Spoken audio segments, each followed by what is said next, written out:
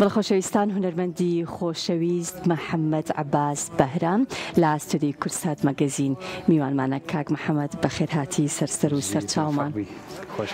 سپاس بۆ تۆ یاخوا بەخێربی خۆت ڕەت چیە لەسەر ئەو گۆرانیانەی کە ئەبنا بیرەوەریەکی زۆر جوان و ئەبنا نۆستالجیا و لە مێشک و لە بیرەوەری خەڵکامێنێتەوە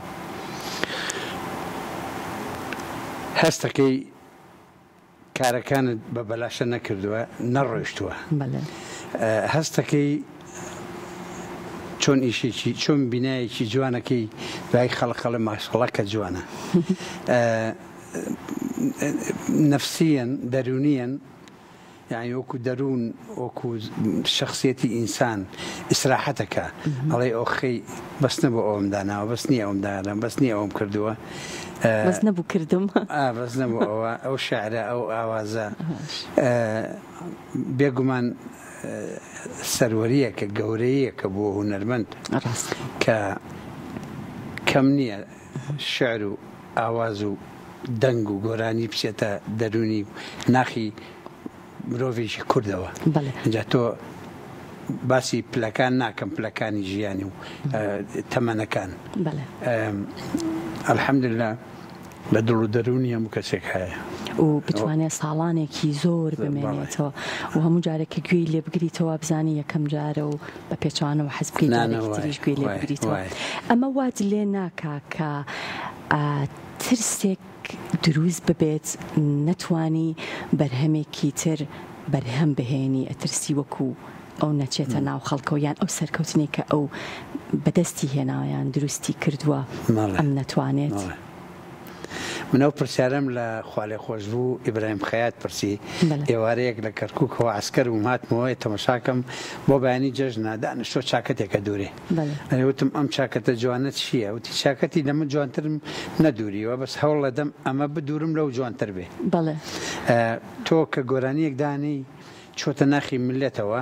شەرمەکەی گۆرانەیەکی تر لەو نزمتر بێ یا شعرەکەی لەو نزمتر بێ یا ئاوازەکەی لەو نزمتر بێ یا مەسەلەن ئەداکەی لەو نزمتر بێ چکم لە لای من بەڕاستی هۆنراوە ئامانەتە ئەگە شاعرەکەما بێ بیخوێنێتەوە ئەوە نیوەی ئاوازەکە دەداتی ئاسانە بێ شاعر کە ئەو هۆنراوەی نووسیوە ئەزانێ هەر بڕگەیەکی سۆزەکەی چۆنە و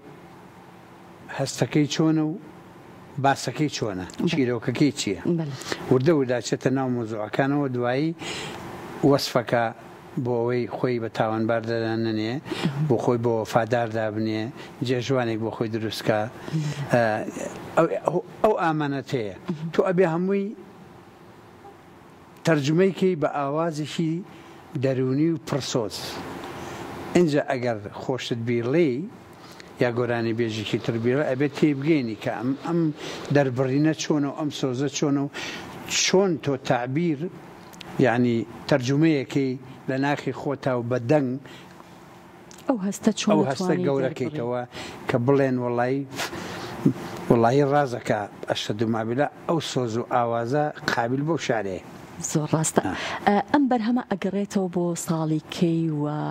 میوزیک ڤیددیۆکەی لەکوێ دروست کراوە و تێکستەکەی هیچ هەیە ئاوازەکەی هیچ هەیە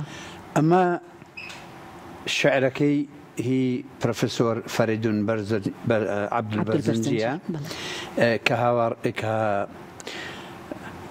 شەرمەکەم بڵێم ڕەفیق برامە لە مناڵیەوە بەیەکەوە بووین باوکی هەردووکمان بوو مامۆستا عەبدولی بەڕێز پێشەوەی ئەمانە چاپکە پێشەوەی ڕۆژان ئەڕوا و تۆ هەر خۆشەویستی منی چاپکە هەندێک هۆنراوی جوانی دامێ وتی کاکە حەمەدجان من ئەمانە خاز بۆ تۆم داناوە ئێوتم باشە لە ماوەیەکی کەم بینی 70 بوو هێشتا چاپی نەکردبوو لێم وەرگرت ئەو ئاوازە مۆدانە بەڵام ئەو ئاوازە خۆم 3-4 ئاوازم بۆدانە لەو 3-4 ئاوازانە کۆم کردەوە ئەوە خسمە ناو چنگمەوە تا لە چنگمەوە چووە ناو دڵمەوە ئەنجا بە مێشکم قەناعەتم پێکرد ئەم تووڕەمە بووە دەرچوو لە ساڵەکانی 80 و من لە 1999 مانگی 12 لە ئەدەنبەرە لە بەریتانیا پایتەختی سکۆتلەندا لەگەڵ برادێکی ئەڵمانی ستۆدیۆی هەبوو تۆمارم کرد ئەوە ئیترەوە بۆ کاک ئاکۆ هات ئاکۆ عومەر یادی بەخێر بێ هونەرمەندێکی ڕوحسووک و گەورەیە هاتن ئیشیان هەبوو لە گلاسگۆ ئیتر وتی حەزەکەم شتێکت بۆ بکەم تۆفان بوتم وڵی تۆفانە ئیتر بە زۆر بوتم باشە بەسەر چاو با بڕۆین چوینە سەر دەریاکە کە هەمووی 5 دقە 10 دقە لە ماڵەکەم بۆ دوورە ئەم تەسویرە جوانەی بۆمان کرد بەس ئەو بەردەی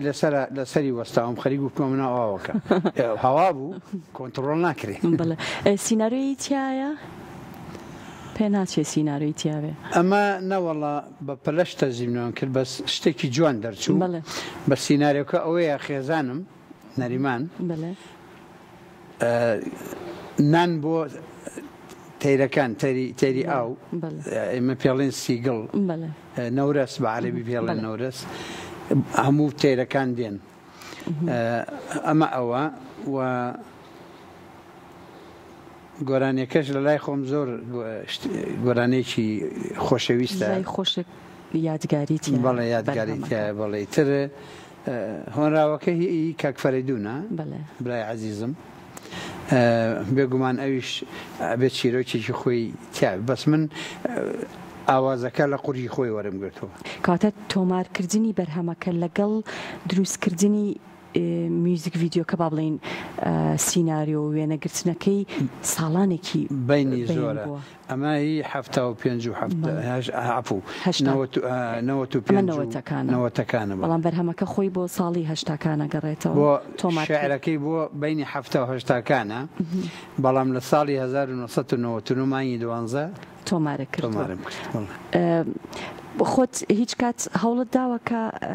باڵێن تێکست بنووسی یان هۆنراوە من شعرم زۆرە 1700 شعرم هەیە و 1500 گۆرانی تازەم هەیە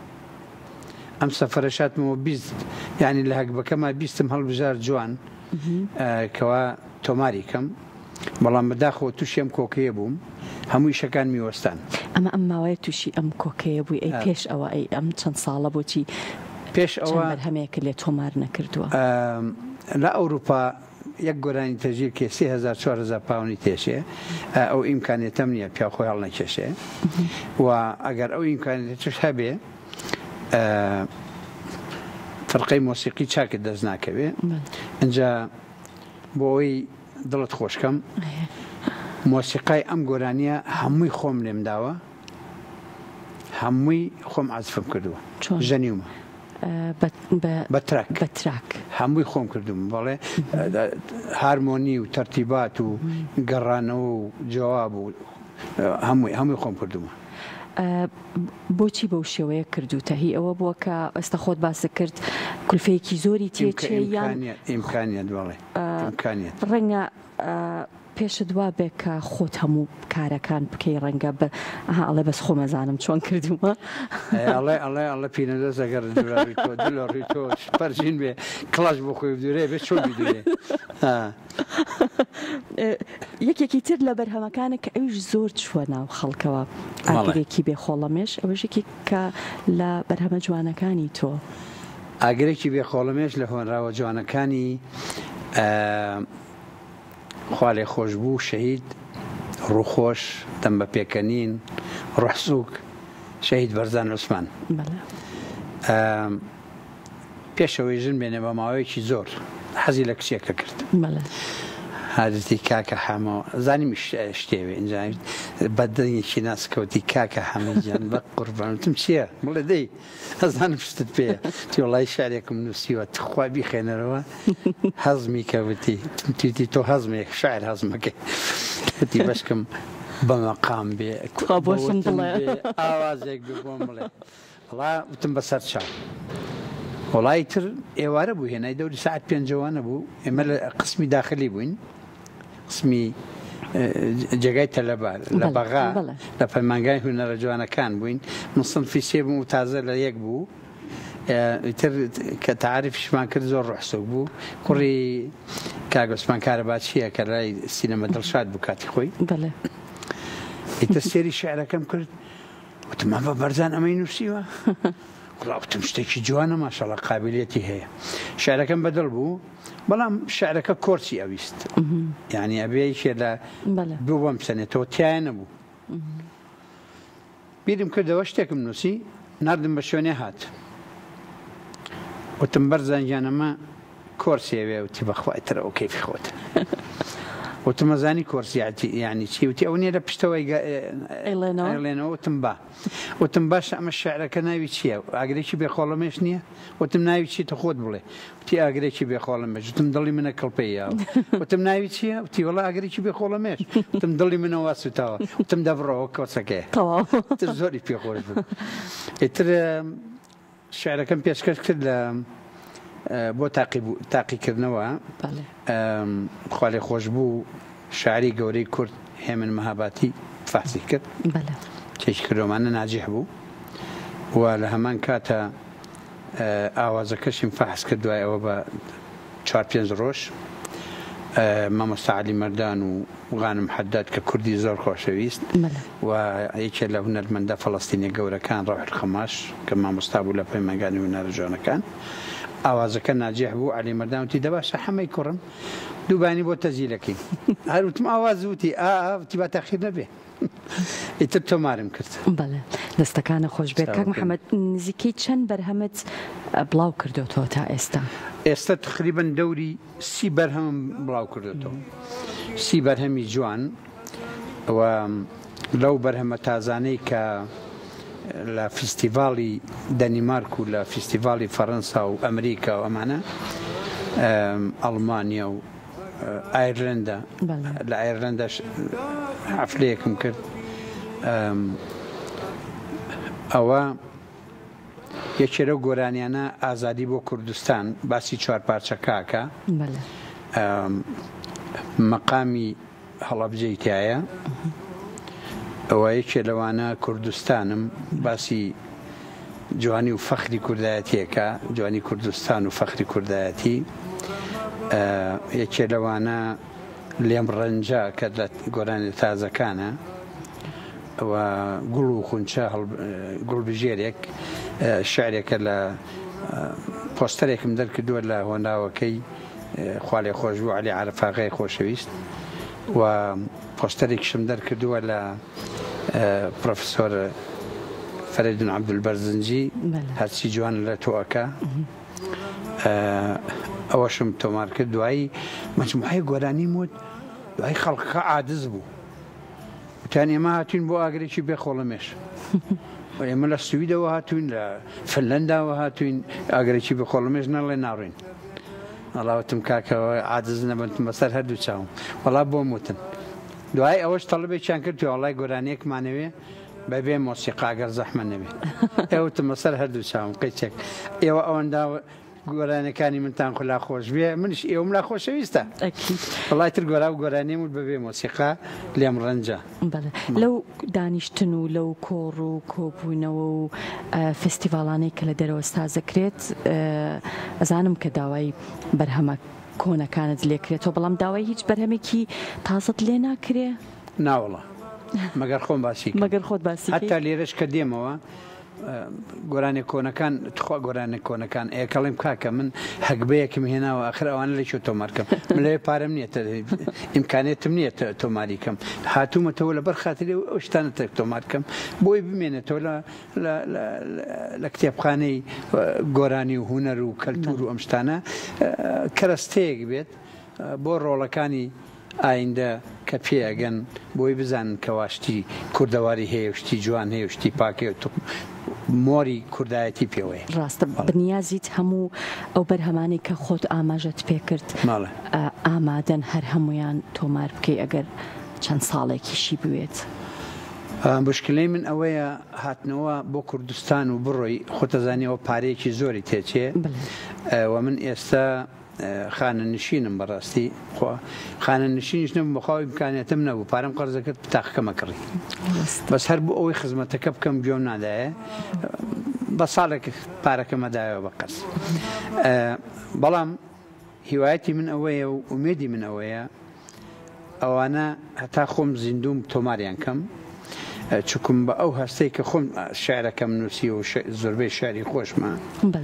ئەزانم چۆن چۆنی شعرەکەم نووسی و ئەزانم چۆن چۆنی ئاوازەکانم داناوە ئەو سۆز و هەستا گەرێکێکی تریش بێڵێتەوە بڕوا ناکەم وەکو خۆم بێڵێتەوە خۆمەڵ نەکێشم لەبەرەوەی ئەڵێ معنى الشعر في قلب الشاعر معنای هۆنراوە لە دڵی شاعرە بۆیە فەریدون عەبدولبەرزێ ئەڵێ شاعر شەوانە گەڕەگرێ تەمەند درێژ بیت بۆی وایە جارێکی تر هەر لە پرۆگرامی کورسات مەگەزین گفتوگۆ بکەین دەربارەی تۆمارکردن و بڵاوکردنەوەی بەرهەمە نوێیەکانت من زۆر خۆشحاڵ بووم کەم ئێوارەیە لەگەڵ ئێمە بووی زۆر سپاس دەکەم زۆر خۆشحاڵ بووم هەرچی خزمەتێک بە من بکرێ بۆ کورسات بەسەر زۆر سپاس دووبارە بەخێر هاتی ئەمە کەناڵی کوردستان و کووردە مڵکی کەس نییە مڵکی ئێمەیە زۆر سپاس دەکەین بەخێر هاتی دووبارە بۆ کورسات زۆر سپاس زۆر سپاس بۆ کامێرەکان و برادەرانی خۆشەویستی جەنابتان.